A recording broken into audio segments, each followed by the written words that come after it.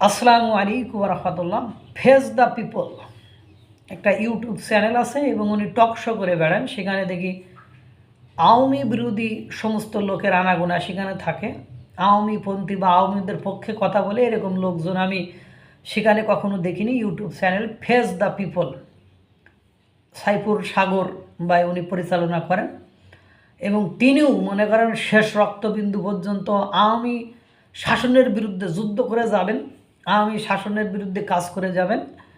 সেরকম তারই ইউটিউব চ্যানেলে একটু আগে দেখলাম উনি লিখেছেন যে 227 জনের হত্যা করার লাইসেন্স পেয়েছে শেখ হাসিনা, এরকম একটা শিরোনামে একটা ভিডিও ছেড়েছে। ওই শেখ হাসিনার সাথে গোবিন্দগঞ্জে উপজেলা চেয়ারম্যান ছিল, ওই উপজেলা চেয়ারম্যান দুবারের চেয়ারম্যান, তার একটা ভিডিও মানে অডিও বার্তা ফাঁস করেছে। সেখানে শেখ হাসিনার সাথে ওই উপজেলা চেয়ারম্যানের কথোপকথন হচ্ছে। সে বলছে আমার সব বাড়ি ঘরটা যা কিছু ছিল সব জ্বালিয়ে দিয়েছে, ভেঙে দিয়েছে। তখন শেখ হাসিনা বলছে যে তুমি ওদের বাড়ি ঘর নেই, ওদের বাড়ি ঘর নেই, তুমি সব কথা কি প্রকাশ্যে বলতে হয়? মানে এরকম একটা কথা উনি বলছেন।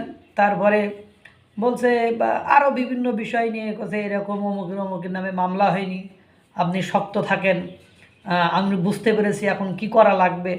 হ্যাঁ, গোপনে গোপনে একত্রিত হতে বললো, লিস্ট করতে বললো, মানে ইত্যাদি ইত্যাদি বলে আন্তর্জাতিক মাধ্যমে এমন অনেক কথাই বলছে।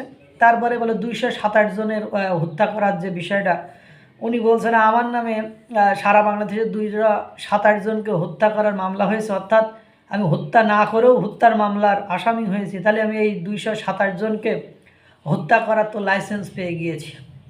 এখন শেখ হাসিনা সেখানে বলছে শক্ত হও, মানে কাজ করো, প্রতিরোধ গড়ে তোলো, যে যেরকম করবে তার সাথে সেরকম করো, ইত্যাদি ইত্যাদি ইত্যাদি।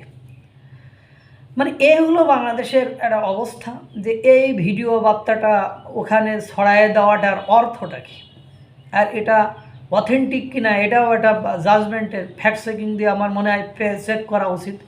যেরকম একটা ভিডিও বার্তা এরকমভাবে বলে আবার তারাই ছড়িয়ে দেবে, ভাইরাল করবে, এটাও কিন্তু একটা থাকে। তারপরে আমি সেখান থেকে দেখলাম তো ফেস দ্য পিপল ওই চ্যানেল ছেড়েছে, কারণ উনি তো আসলে এইগুলো প্রচারণা করে আওয়ামীদের পক্ষে মানে বিপক্ষে, মানে সম্মতি চাই বা জনগণকে একত্রিত করতে চায়। আসলে এরকম একটা ঘটনা ঘটছে কি না এটারও ফ্যাক্ট চেকিংয়ের বিষয় টিষয় আছে, আমাদের কাছে তো এই ক্ষমতা নাই। তো এরকম ঘটনা আদৌ আমি পক্ষপাতিত্ব পক্ষে নয়, সেটা আওয়ামী লীগালারা যদি এই ধরনের কাজ করা ঠিক হবে না, যে খুন হত্যা রাজধানী ছিনতাই বাটপারি এগুলো কখনোই ঠিক নয়। যারা করেছে আল্লাহ তাদেরকে শাস্তি দিবে। তাই বলে আপনি যদি তাদের আবার বাচ্চা কাচ্চা নিয়ে, ওই বউ বাচ্চা নিয়ে বা পিতামাতা নিয়ে যে বাড়িতে থাকে ওই বাড়িটা আগুন লাগিয়ে দেন, অনেকের প্রাণহানি ঘটতে পারে। এই ধরনের কাজ থেকে আপনারা বিরত থাকুন, আল্লাহর উপর ভরসা রাখুন, এইভাবে কাজ করিয়েন না ভাই, সবাই কাছে অনুরোধ। আর এভাবে ভিডিও বার্তা না ছড়ানোই আমি পক্ষপাতী, যে এটা ছড়িয়ে আসলে যদি সত্য না হয় এ কারণে আবার দেখা যায় কি একটা মানে গুবলেট পাকিয়ে যাবে। আমি সবাইকে অনুরোধ করব এই ধরনের উস্কানিমূলক বক্তব্য, উস্কানিমূলক কথাবার্তা না ছড়ানোর জন্য, এবং মারমুখী ভঙ্গিমাতে কাউকে না চলতে, সে আওয়ামী লীগ হোক, আওয়ামী লীগের বিরোধী দল হোক, যাই হোক, যে এই যে জনগণ ধরে পরে মব ভায়োলেন্স করেন, যারা তার ইচ্ছা মতো পিটান। কালকে একজন দেখলাম ওইভাবে পিটাচ্ছেন, পরে আপনারা যদি কেউ অন্যায়কারী হয় তারা পুলিশের হাতে সোপর্দ করেন, এভাবে আইন হাতে তুলে নেন না। এটা কখনোই কারোর জন্য কল্যাণকর, মঙ্গলকর, সুখকর হতে পারে না। আমি সবাইকে অনুরোধ করব, বর্তমান সময়ে যারা সরকারের বা সুবিধাভোগী বা রাজনৈতিক দল আছে তারাও এইসব থেকে বিরত থাকুন। কারণ দেখেন মানে রাষ্ট্রবিজ্ঞানের ভাষায় একটা কথা আছে, ক্লার মাস্ট বি কিল্ড, যে অবশ্যই হত্যাকারী হত্যা হবে। আপনি কাউকে ধ্বংস করবেন, আপনারা একদিন ওই ধ্বংসের মধ্যে পড়তে হবে।